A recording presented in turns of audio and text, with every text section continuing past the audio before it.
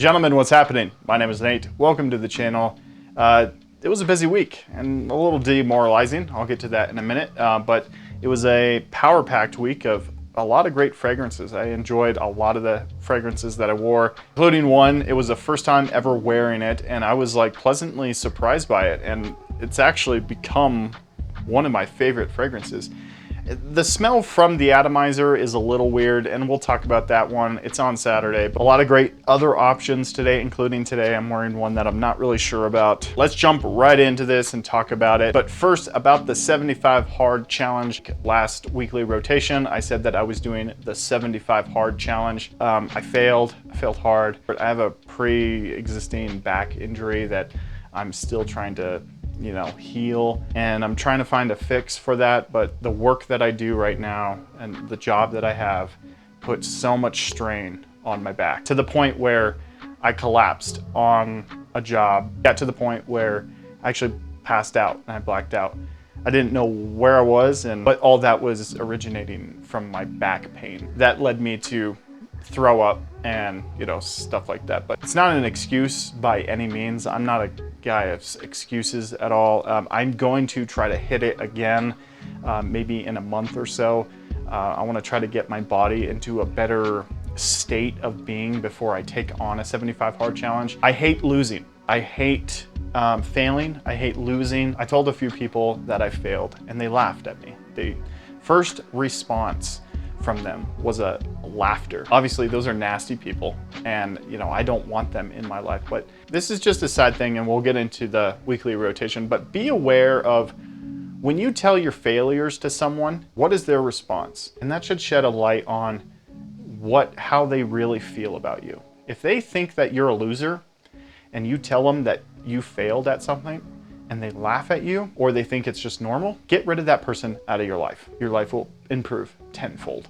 Long story short, I failed the 75 hard challenge. I'm pretty upset at myself. If you can fail forward and learn something from your failures, that's the best way to get through. Take what you learned from the failure, understand who you're surrounding yourself with. Before we jump into the list, if you want your fragrance collection reviewed by me or just roasted, I don't know what this is gonna be. Just if you wanna submit your collection, I'm gonna be making a video reacting to your guys' collections. All of the information is gonna be in the description down below at how to submit. I might have to do 2 videos, 2 parts, if a lot of you guys send in your collections, but we'll see. I don't know how many people are gonna submit their stuff. So anyway, into the weekly rotation. On Monday, I wore Dolce & Gabbana Pour Homme.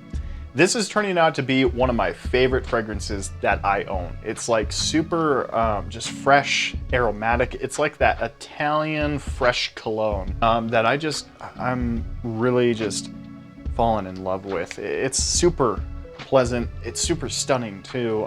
It's an easy wear. I have little decants that I throw around. I just refresh throughout the day whenever it kind of gets weaker, but I didn't really have any weak points with this one. I was spraying it throughout the day. Monday was a great day. I had the day off, surprisingly. Everything just canceled, so it was kind of unique to have like a day off. So I just focused on the 75 hard challenge. I did the workout in the morning. I read the books. I drank the gallon of water. The gallon of water is the easiest, for me at least, is the easiest thing to do because I already drink that amount of water, and just doing it in the challenge was pretty simple. But then I did it on the walk, but it's really good. On Tuesday, I wore a fragrance that I haven't worn in a while, actually. I was like glancing at my collection and I was like, what have I not worn in a while? There's quite a few that I haven't worn in a little while. But this one actually was at like the front of my shelf, and I was like, when was the last time I wore that? I'm talking about Azzaro, the most wanted parfum. Excellent stuff. This is like a gingery, woody scent, vanilla in the base, and it's just super pleasant. Just the sophistication behind it. It's sweet, but then it's also woody, gingery. It's really great. I got some great projection and great performance from it too. I think I sprayed like 5 sprays or so. Really, really excellent. I was really pleasantly surprised too, because this one I don't really pull out all that much, like as of recently, because I've been picking up a lot of different fragrances, but I'm really happy with spraying this one and wearing this one. It's a stunning scent, and it's really just, You gotta like sweet fragrances though. If you don't like sweeter kind of fragrances, this one will probably turn you off a little bit. It's heavy on the sweet vanilla, and then there's some sparkling ginger that's really just making it very projection heavy. And then the woods are just there supporting everything, making sure that it doesn't like lead astray. I remember like at the beginning of the winter time, I was wearing this one quite a lot, and it's nice. It really is, and it's really well done, really well done. I gotta get my hands on the most wanted. I think it's the Eau de Parfum, the full black bottle. A lot of people say that one is really great, really something worth buying. I need to get some wear at a 1 million elixir, and Stronger With You absolutely this week, this coming week, definitely. On Wednesday, I pulled out one of my favorite colognes by Armaf. This is Iconic. This is a take on Bleu de Chanel, and it's so close to Bleu de Chanel. It's like, this has to be one of the best Bleu de Chanel colognes on the market right now. If you're looking for Bleu de Chanel, honestly just buy this instead, because this projects and it performs so much better than Bleu de Chanel ever did. And that's coming from a Bleu de Chanel fanboy. I bought so many bottles of Bleu de Chanel. That was my signature scent for a long time. And this is just right up there with it. It competes for the trophy. It's really something to write home about. This thing is a monstrous performer too. Like, I sprayed right around 8 sprays. I kind of overdid it a little bit, but man, I was pushing off. I got like 3 or 4 compliments. Really good. I was just loving the way it smelled in the air. You know you're feeling confident when you can smell yourself and you really smell good. It's some really good stuff. But Armaf, Iconic.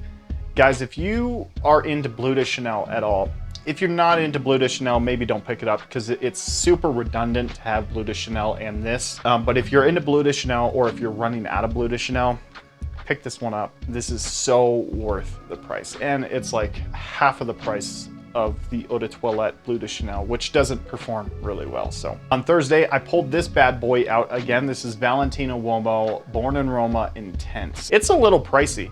So as a fragrance content creator, I just hit add to cart, buy. I didn't realize that this was $138. That is pricey. I set out a budget for myself for these next few releases that are coming up. I can't buy all of them, but 2 or 3 of them. And so when I knew they came out, I just picked them up right away so I could review them as soon as possible. But I definitely do not have the budget for all of these like 12 fragrances coming out. No way in hell. So Valentino Uomo, what is this one like? It is super lavender heavy. It's sweet, but the sweetness is such a tame vanilla, woody kind of vanilla. It's really interesting. It does have a little bit of the bubble gum, but the bubble gum is not like it just sticks around for maybe 2 minutes. And then it gets into a really creamy vanilla sweetness. And then there's some woods in here that balances everything out. Aromatic, sweet, and woody. It's super good, and I'm really happy about it.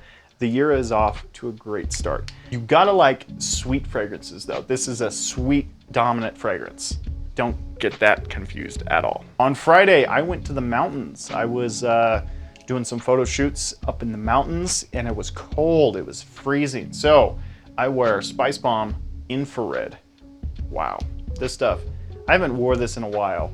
And when I pulled it back out, I was like, man. So I recently picked up the OG Spice Bomb, the Eau de Toilette, and I didn't realize how heavily inspired the original is to all of the flankers. I have a big problem of picking up all the flankers before the original, and you know, it's a bad problem that I'm trying to fix. I pick up a lot of the original DNA with this one, and it's just a very well sophisticated fragrance. Obviously, it's different, very different, but it's got some sweet fruits in here, like red fruits, and then some heavy cinnamon. The cinnamon is really amped up in here, and then also some like red chili kind of stuff going on in here. So it basically smells like a hot tamale. If you took a hot tamale, put it in a bottle, mixed it around with some juice or some alcohol, whatever, I don't know, and then you put it into a Spice Bomb bottle, and you mass marketed it to the public. That's this, and I'm not mad about it. I'm not. On Saturday, I wore this fragrance, and I was so pleasantly surprised by it. This was the first time I wore it, and I'm blown away. This is Insurrection 2 Wild, I think. And so basically this is like a Pure Havana Naxos clone or something along those lines. I actually have a little decant of Naxos that I tried yesterday. So I wore this and I knew that this was a clone or a take on Naxos or like Pure Havana in that area. And so I put Naxos on this hand and I put Pure Havana on this one. I actually like this one a lot more. My girlfriend actually likes Naxos better. I'm going to pick up Naxos eventually because I love that scent. But I was actually really pleasantly surprised when I was smelling them, you know, side by side. I actually preferred this one much more to Naxos. I know that sounds weird, but I feel like it has a little bit more of like a musky sexiness going on from Naxos. They're both amazing and excellent fragrances. And so like smelling them side by side, I was like pushing pennies. Like seriously, it was like, they're really identical. Naxos is obviously, I felt it was smoother and like richer. It didn't last as long though.